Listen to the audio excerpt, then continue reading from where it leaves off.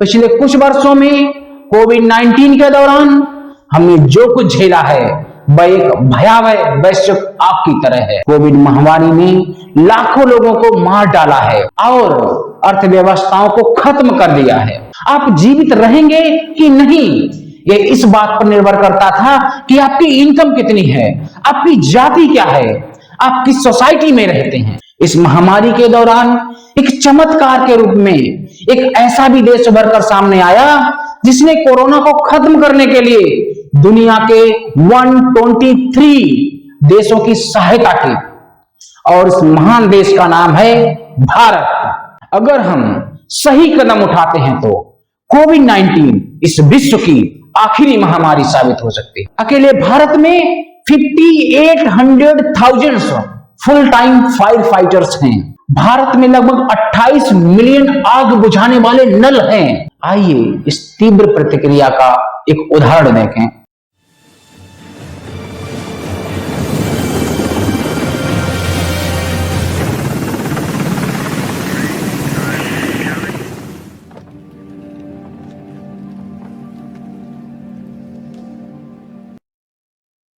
और इसका मिशन प्रकोप को महामारी बनने से पहले ही रोक देना रहेगा। कुछ ऐसे भी देश हैं जिन्होंने महामारी के दौरान अच्छा काम किया। भारत और ऑस्ट्रेलिया इसके उदाहरण हैं, जहां किसी को भी कोविड-19 जैसी महामारी से कोई खतरा न हो। दोस्तों, वर्ष 6 CE में एक आग ने रोम को तबाह कर दिया।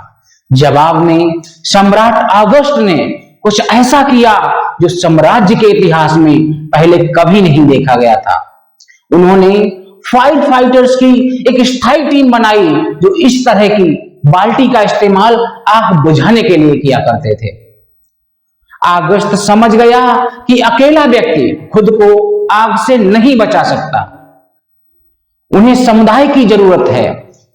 जब एक व्यक्ति के घर में आग लगती है तो वह सभी घरों के लिए खतरा पैदा करता है और इसीलिए पिछले कुछ वर्षों में कोविड-19 के दौरान हमने जो कुछ झेला है वह एक भयावह वैश्विक आग की तरह है।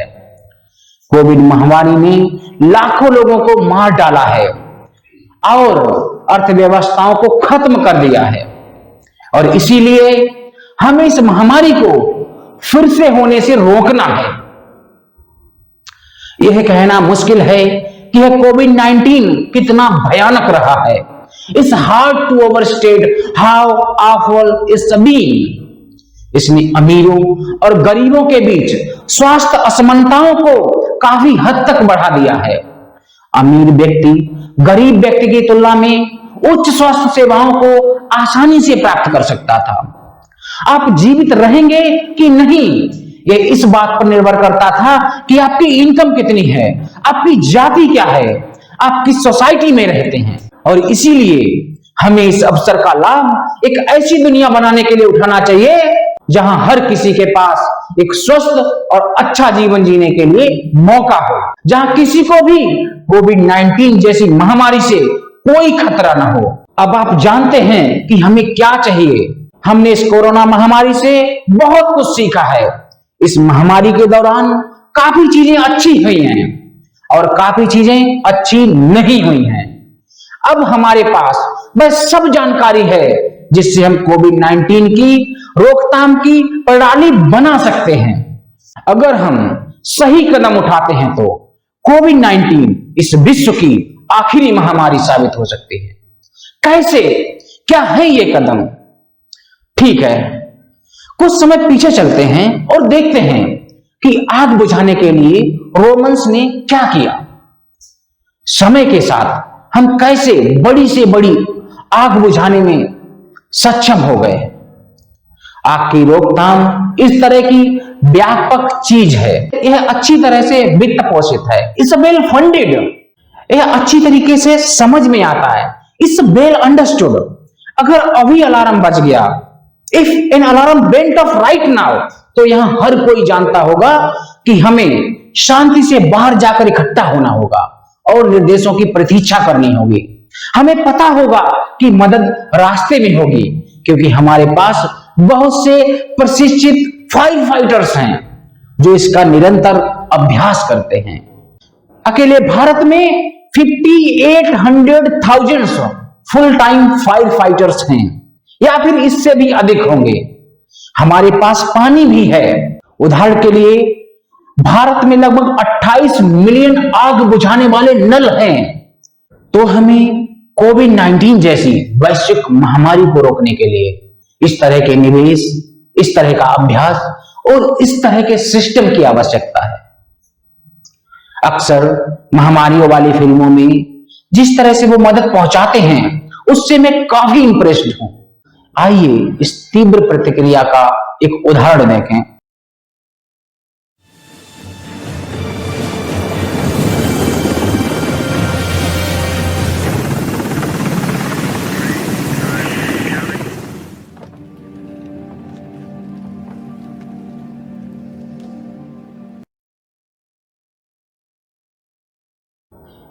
यह काफी प्रभावशाली है।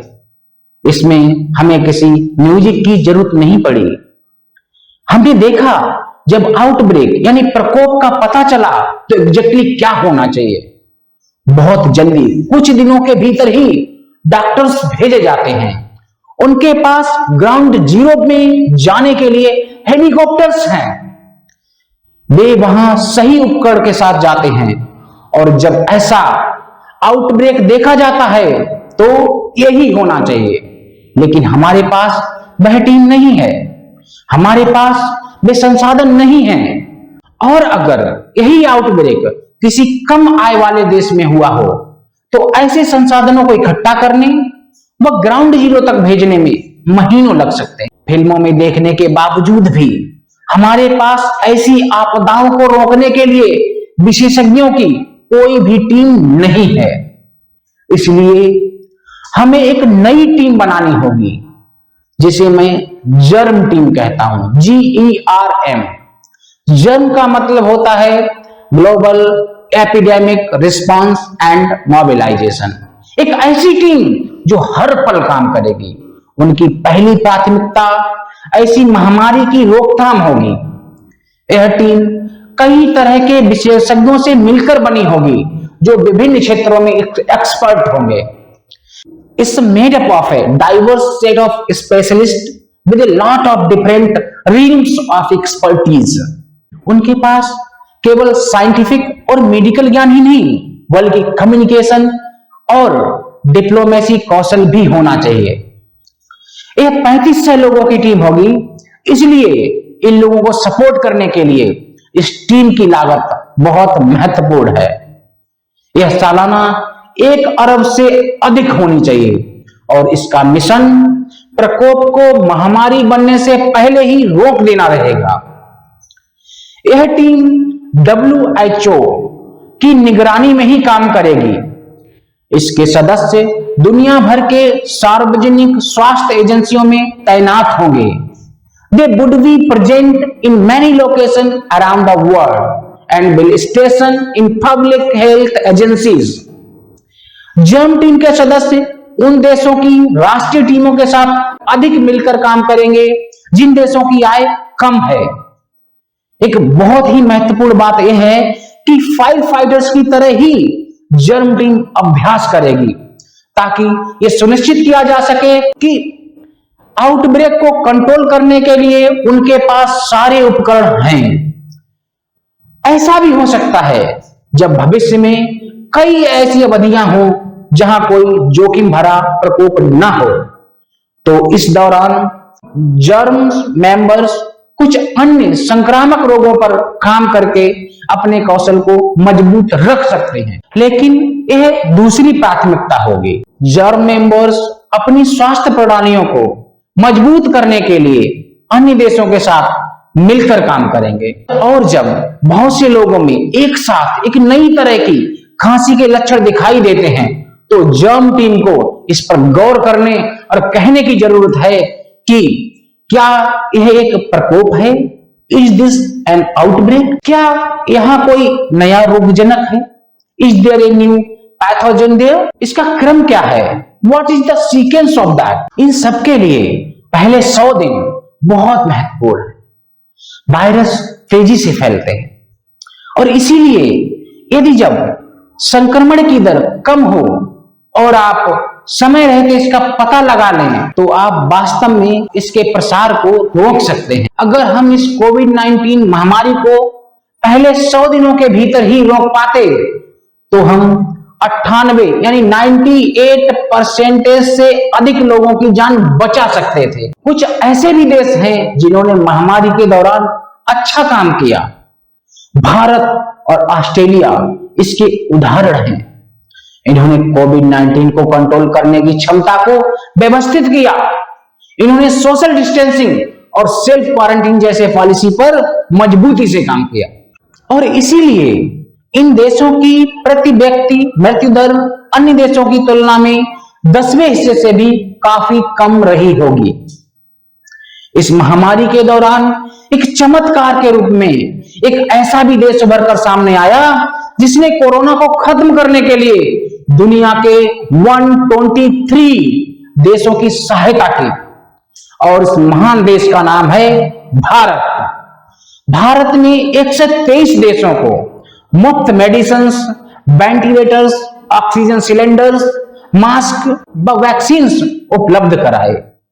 लेकिन दुनिया के दूसरे देशों ने इस महामारी को रोकने के लिए ऐसा नहीं किया और यही हमें अगली बार करना है।